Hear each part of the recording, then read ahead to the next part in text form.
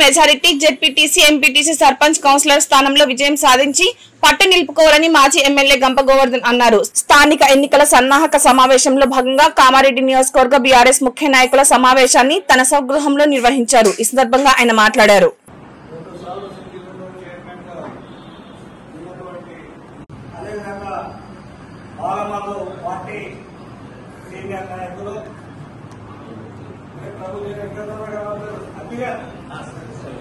రాజకీయాల్లో ఉన్న వాళ్ళం ఈ 15 రోజుల నుంచి జరుగుతున్నటువంటి మన రాష్ట్రంలో జరుగుతున్నటువంటి రాజకీయ కార్యక్రమాలను ఒకసారి విశ్లేషించుకోవాలనే ఉద్దేశంతో దానికి అనుగుణంగా మన కార్యాచరణ ఏర్పాటు చేసుకోవాలనే ఉద్దేశంతో ఈరోజు ముఖ్య నాయకుల సమావేశం ఏర్పాటు చేసుకోవడం జరిగింది. గత ప్రభుత్వం 2023 డిసెంబర్లో వచ్చిన తర్వాత కాంగ్రెస్ ప్రభుత్వం ఫిబ్రవరి 1 నాడు సర్పంచుల పదవి కాలం అయిపోయింది. జూలైలో జెడ్పీటీసీ ఎంపీటీసీల కాల పరిమితి ముగించడం జరిగింది. అదేవిధంగా కౌన్సిలర్స్ మున్సిపాలిటీ కూడా జనవరి 26వ తారీఖు పూర్తి చేసుకోవడం జరిగింది. ఇన్ని రోజులైన సంవత్సరంన్నర సుమారుగా సర్పంచుల ఎన్నికలు జరపట్లేదు. ఎంపీటీసీ అదేవిధంగా జెడ్పీటీసీలే సంవత్సరం నుంచి, అదేవిధంగా 6 నెలల నుంచి 7 నెలల నుంచి సుమారు మన మున్సిపాలిటీ కూడా ఎన్నికలు పెట్టట్లేదు కాంగ్రెస్ ప్రభుత్వం. దీనికి కొందరు కోర్టుకు పోతే కోర్టు కాంగ్రెస్ ప్రభుత్వాన్ని ఈ ముఖ్యమంత్రి రేవంత్ రెడ్డి గారిని మొట్టికాయలు వేసిన తర్వాత సెప్టెంబర్ 30 లోపల స్థానిక సంస్థల ఎన్నికలు పూర్తి చేయాలా, నెల లోపల రిజర్వేషన్ డిక్లేర్ చేయండి అని మొట్టికాయలు హైకోర్టు వేసిన తర్వాత అప్పుడు చలనం వచ్చి ఇలా కార్యక్రమం చేసి హడావిడిగా 42% బీసీలకు రిజర్వేషన్ అని ఓట్లు దొబ్బిపోవడానికి ఆ రోజు ఇదే మన కామారెడ్డి జిల్లా కేంద్రంలో కర్ణాటక ముఖ్యమంత్రి సిద్ధరామయ్యను ఒక బీసీ నాయకుడిని తెచ్చి సిద్ధరామయ్యను ముఖ్యమంత్రిని తీసుకొచ్చి మన స్టేడియంలో ఇందిరాగాంధీ స్టేడియంలో ఎన్నికల సమయంలో కాంగ్రెస్ పార్టీ బీసీలకు మేనిఫెస్టో ఒకటి సపరేట్గా ఇవ్వలేదు. బీసీ డిక్లరేషన్ కామారెడ్డి పేరు మీద బీసీలకు ఏమేమి చేస్తామని అందులో చెప్పడం జరిగింది. మేము అధికారంలోకి రాగానే 100 రోజుల లోపల బీసీలకు 42% రిజర్వేషన్స్ ఇస్తాం. అదేవిధంగా ఉద్యోగ నియామకాలలో గవర్నమెంట్ కాంట్రాక్ట్లలో 42% బీసీలకు ఇస్తాం అని ఎన్నెన్నో కార్యక్రమాలు ఆ బీసీ డిక్లరేషన్ కామారెడ్డిలో చెప్పడం జరిగింది. సంవత్సరంన్నర దాటిపోయింది ప్రభుత్వం వచ్చి, ఏ ఒక్క కార్యక్రమాన్ని కూడా ఇంతవరకు అమలు చేసిన పాపాన పోలేదు. ఇప్పుడు కోర్టు మొట్టికాయలు వేసిన తర్వాత ఈ ప్రభుత్వం 42% 42% బీసీలకు రిజర్వేషన్తోనే మేము ఎన్నికలకు పోతామన్నాం. చాలా రోజుల క్రితమే 42% బీసీలకు రిజర్వేషన్ ఇవ్వాలని అసెంబ్లీలో బిల్ పాస్ చేసి కేంద్ర ప్రభుత్వానికి రాష్ట్రపతికి పంపడం జరిగింది. దాని గురించి మళ్ళీ పంపినాం కదా, అసెంబ్లీ పాస్ చేసి దాన్ని ఈ రాష్ట్రంలో ఉన్నటువంటి అన్ని రాజకీయ పార్టీలను అఖిలపక్షాన్ని తీసుకొని ప్రధానమంత్రి దగ్గరికి పోయే సోయి ఈ ముఖ్యమంత్రికి ఈ ప్రభుత్వానికి లేకుండా ఇవాళ కోర్టు చెప్పిన తర్వాత 42% రిజర్వేషన్ కు ఒక ఆర్డినెన్స్ ఒకసారి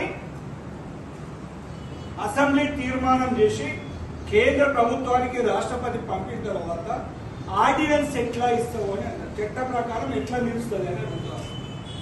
నువ్వు చట్టం తెలిసినోనివి, ఒక ముఖ్యమంత్రి పదవిలో ఉన్నోనివి, ఎమ్మెల్యేగా ఎంపీగా చేసినోనివి, నువ్వు ఏ విధంగా నువ్వు ఆర్డినెన్స్ ఇచ్చి నువ్వు ఎన్నికలకు పోతావు అని అడుగుతావు. అంటే ఆ రోజు శాసనసభ ఎన్నికలు 2023లో కూడా బీసీల ఓట్లు దండుకొని మేము రాజ్యం ఏలాలని ఆ రోజు బీసీ డిక్లరేషన్ కామారెడ్డిలో ప్రకటించినావు. మళ్ళీ స్థానిక సంస్థల ఎన్నికలు రాగానే సంవత్సరంన్నర నుంచి ఏమి మాట్లాడకుండా ఉన్నటువంటి ముఖ్యమంత్రి ప్రభుత్వం ఈ రోజు మళ్ళా బీసీల ఓట్లు దండుకోవడానికి 42% రిజర్వేషన్ తెర మీదకి తెచ్చి మభ్యపెట్టే కార్యక్రమం చేస్తా ఉన్నా. ఇవాళ వెంటనే ఇలా బిల్లు ఆర్డినెన్స్ ను గవర్నర్ పంపిండు. గవర్నర్ ఇవాళ ఏం చెప్పిండు, న్యాయ నిపుణులైన సలహాలు తీసుకున్న తర్వాత నేను నిర్ణయం తీసుకుంటానని 3 రోజుల నుంచి చెప్తా ఉన్నాను. అదంతా ఈ ప్రాసెస్ జరుగుతున్నది. ఒక ఆర్డినెన్స్ ఏ ప్రభుత్వం అయినా ఇస్తే నిలిచేది కేవలం 6 మాసాలు. 6 మాసాల తర్వాత మళ్ళా సేమ్ ఆర్డినెన్స్ మళ్ళా ఇవ్వాలి. ఆ పీరియడే ఒక ఆర్డినెన్స్ తీస్తే 6 నెలలకు పెంచుకుంటూ పోవాలి. నువ్వు అసెంబ్లీ పాస్ చేసిన తర్వాత మళ్ళీ ఆర్డినెన్స్ తెస్తే అది చట్ట ప్రకారం నిలుస్తుందా? ఇది ప్రతి ఒక్క బీసీ గుండెల్లో మెదులుతున్నటువంటి మాట. వాళ్ళ బాధ తెలుస్తా ఉన్నది. మళ్ళొకసారి బీసీలను మోసం చేయడానికి ఈ ప్రభుత్వం కంకణం కట్టుకొని ముఖ్యమంత్రి ముందుకు పోతా ఉన్నారు. అందుకే సోదరులందరూ జాగ్రత్తగా ఉండాలి. ఒకవేళ ఆర్డినెన్స్ గవర్నర్ సంతకం చేసిన తర్వాత ఇమీడియట్ ఎవరు కోర్టుకు పోకుండానే దాన్ని నోటిఫికేషన్, ఎలక్షన్ నోటిఫికేషన్ ఇస్తాం. ఎలక్షన్ నోటిఫికేషన్ ఇస్తే కోర్టులు ఇన్వాల్వ్ కావు అని ఒక నమ్మకంతో ఎలక్షన్ ప్రాసెస్ జరుగుతుంది కాబట్టి ఇప్పుడు మేము ఆపలేమని కోర్టులు చెప్తాయని ఒక మొండి నమ్మకం, గుడ్డి నమ్మకం, చట్టానికి అతీతంగా నమ్మి ఈ ప్రభుత్వం ముందుకు పోతా ఉన్నది. ఒకవేళ ఎవరైనా కోర్టుకు పోతే అది ఇబ్బందుల పాలై అది నిలిచే ప్రభుత్వం కాదు. జస్టిస్ గా పనిచేసిన మన రాష్ట్ర వ్యక్తి, మన తెలంగాణ బిడ్డ, జస్టిస్ గా రిటైర్ అయినటువంటి ఈశ్వరయ్య గారు, ఎంతో మంది ప్రొఫెసర్ తిరుమల లాంటి పెద్ద ఆయన, మేధావులు అందరూ చెప్తున్నారు ఈ ఆర్డినెన్స్ చిట్టు కాగితంతో సమానము. ఈ ఆర్డినెన్స్ నిలవదు, చట్ట పరిధిలో వచ్చింది కాదు అని సమయంలో ఇచ్చినటువంటి 6 గ్యారెంటీలు ఏది కూడా అమలు చేయకుండా ప్రజలను మోసం చేసింది. ప్రజలంతా తీవ్ర అసంతృప్తితో ఉన్నారు.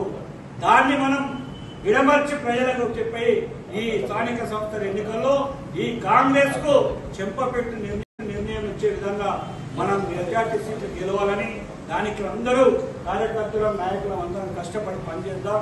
దానికోసం ఈ సన్నాహక సమావేశం ఏర్పాటు చేయడం జరిగింది. దయచేసి ఎక్కడన్నా మనలో మనకి ఏదన్నా చిన్న ఉంటే అవన్నీ పక్కన పెట్టుకుందాం. పార్టీ గెలిపే మనం ముందుకు పోదాం. గెలిచే క్యాండిడేట్ ను అందరి సమ్మతంతోనే ముందుకు పోయే విధంగా అభ్యర్థులను పెట్టుకొని ముందుకు పోదామని నేను తెలియజేస్తా ఉన్నాను. మన పార్టీ నాయకులు కూడా ఇన్స్ట్రక్షన్స్ ఇస్తా ఉన్నారు. రేపో మాపో ఈ ఆర్డినెన్స్ మీద గవర్నర్ ఏం నిర్ణయం తీసుకుంటారో దాని వెంటనే ఏం పార్టీ పరంగా ఏం చేయాలని కేటీఆర్ గారు, కేసీఆర్ గారు చెప్తారని చెప్పడం జరిగింది. నేను అందుకే ఒకసారి ముఖ్య నాయకులతో చర్చించి మనం ఏ విధంగా ఎంపీటీసీ, సర్పంచ్, జెడ్పీటీసీ ముందుగా పెట్టాలని ఆలోచిస్తున్నారు. సెకండ్ టైం ఎంపీటీసీ, జెడ్పీటీసీ ముందు పార్టీ పరంగా పెట్టాలని ఆలోచన చేస్తుందని పేపర్లలో మనం చూస్తా ఉన్నాం. ఏ ఎన్నికలు ముందు వచ్చినా, అన్ని మూడు ఎన్నికలు 1/1 వచ్చినా అన్నిటికీ సిద్ధమై మనం తయారై ఉండాలని నేను కామారెడ్డి నియోజకవర్గ కార్యకర్తలు, బీఆర్ఎస్ పార్టీ కార్యకర్తలను కోరుతా ఉన్నాను. కామారెడ్డి నియోజకవర్గ ప్రజలను కూడా కోరుతా ఉన్నాను. దయచేసి అన్ని రకాలుగా మోసపూరితమైనటువంటి అబద్ధ మాటలు చెప్పి కాంగ్రెస్ ప్రభుత్వం అధికారంలోకి వచ్చింది. చెప్పిన మాటలు ఒక్కటి కూడా నెరవేర్చకుండా ప్రజలను మోసం చేసిన ప్రభుత్వము. ఈ ప్రభుత్వాన్ని ప్రజలలో ఎండగట్టి మన బీఆర్ఎస్ పార్టీ గులాబీ జెండా ఎగిరే విధంగా మనం అందరం ముందుకు సాగుదామని మీ అందరికీ పేరు పేరున నమస్కారాలు తెలియజేస్తూ, ఈ రోజు నుంచి ఎన్నికలు ఎప్పుడు వచ్చినా మనం అలర్ట్ గా ఉందాం. ఏ క్షణం కూడా ఏ మార్పాటు వద్దు. దయచేసి కలిసికట్టుగా పనిచేసి మనం ముందుకు సాగుదామని తెలియజేస్తూ మీ అందరికీ మరొకసారి పేరు పేరున నమస్కారాలు. జై తెలంగాణ, కేసీఆర్ గారి నాయకత్వం, కేసీఆర్ గారి నాయకత్వం, కేటీఆర్ గారి నాయకత్వం.